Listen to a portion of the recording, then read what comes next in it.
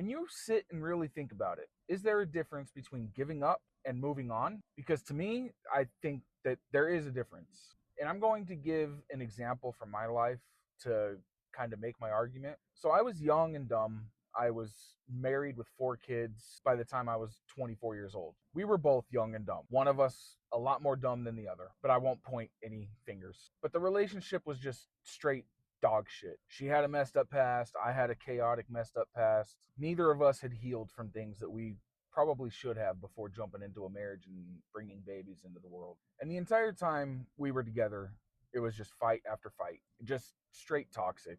And I had tried leaving a few times, but I always came back, tried to stick it out, tried to make it work. I didn't want my kids having a broken home, especially at such a young age. But it got to a point where I had given everything I had to give, tried everything in my power to make it work and keep her happy. My reward? She cheated on me. But not only did she cheat on me, she was getting paid to do it, if you catch what I'm putting down. And the second that I found that out, me and my 4 kids ended up with just their blankets and a suitcase of clothes for all 5 of us. And we ended up at my 2 sisters' house. And they took us in with zero hesitation, zero time to prepare.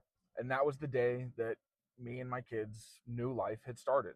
Now, I admit I did have one foot out the door pretty much the whole relationship. So splitting from her and then just aiming all my focus onto my kids, it was a breeze. And 14 years later, it's still me, my kids, and the village that got us to this point against the world. Now, did I give up or did I realize that nothing else could be done and it was time to just cut my losses and move on? I like to think it was just moving on, doing what was best for my kids. I don't look at it as giving up. In fact, I like to think it's the opposite of giving up. Because had I stayed, continued to just be a zombie and go through the motions and do what I can to please this psychopath, I think that would have been given up on my kids.